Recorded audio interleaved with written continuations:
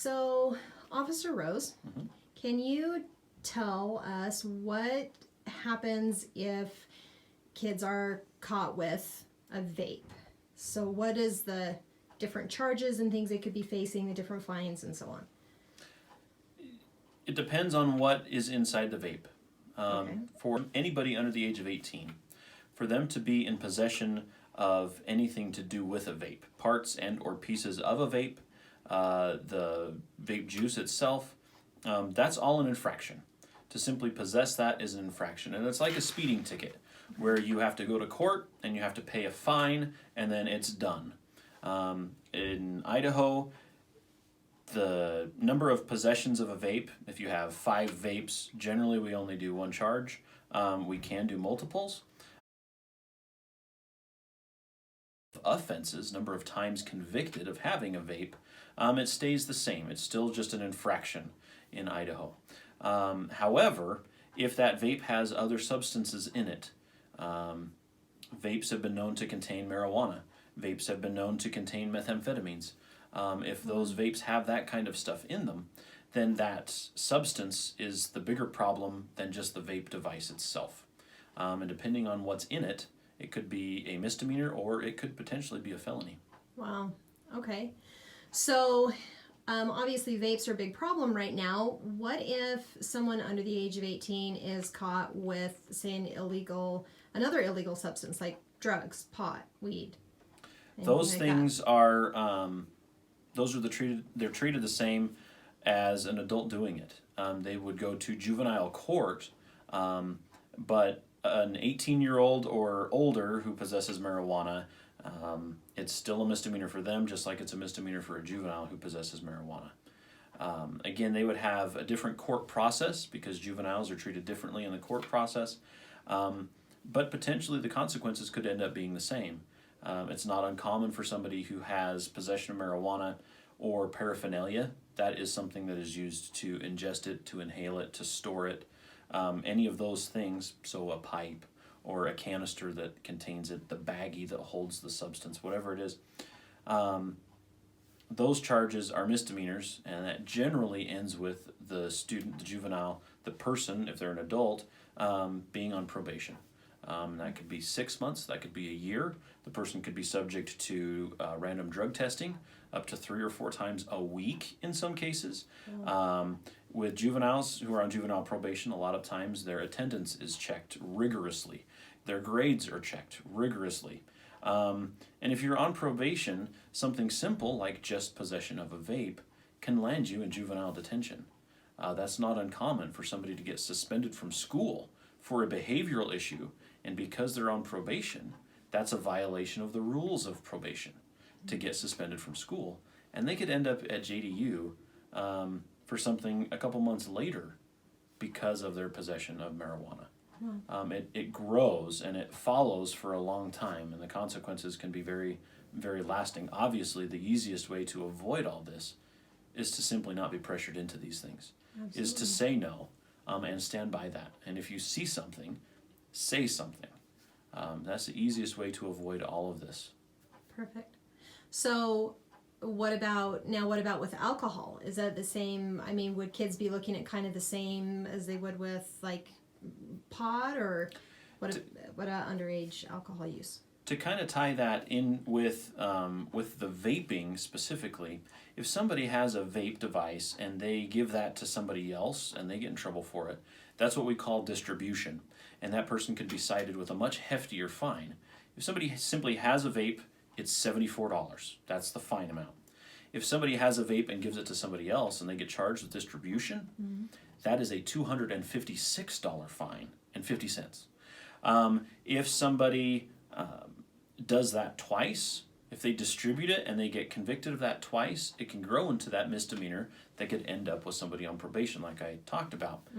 But to tie that to minor consumption, that's what we call it in law enforcement. It's minor consumption. Somebody who's consuming alcohol and they're under the age of 21, not just 18. So somebody who's 19 or 20 could get in trouble too. It's like distribution in that there is the first offense is a fine, pay your fine and you're done. That fine amount is, I believe, $467 and again 50 cents. Wow.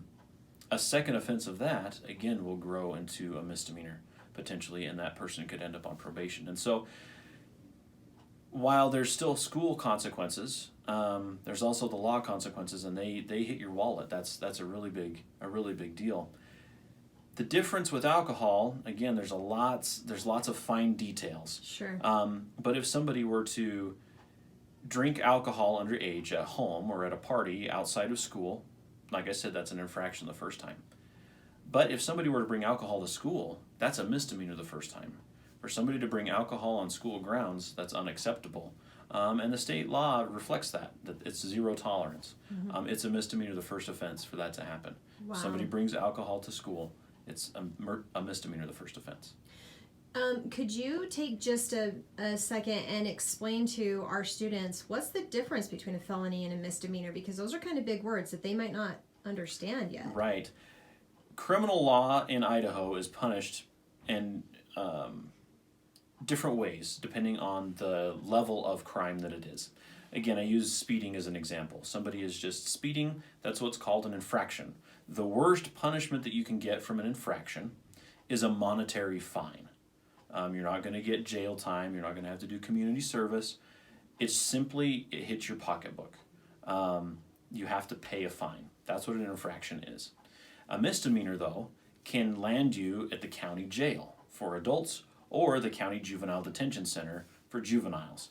That's what a misdemeanor will do.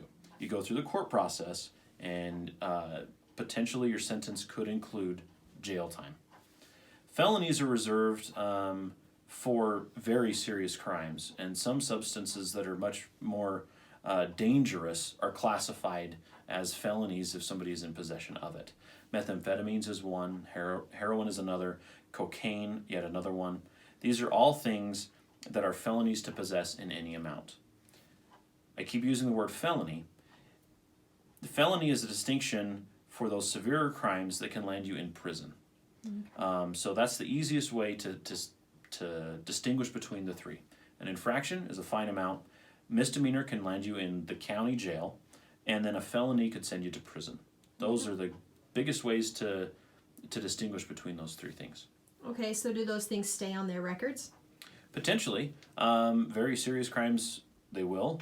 And juveniles, what carries over from juvenile to adult, I'm not quite sure.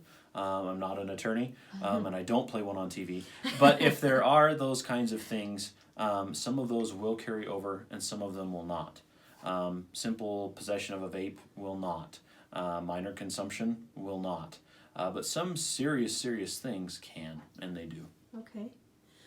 So you kind of already touched on this, but if you had just one, like the best piece of advice that you could give to students who are faced with the pressure to use anything, whether anything from cigarettes to vapes to, pot to alcohol, whatever, what's the very best words of wisdom that you could give to our students? There are several different things that I would want to say, and trying to prioritize those, I'm not quite sure, so I might give you a couple. Okay. One is that you don't have to.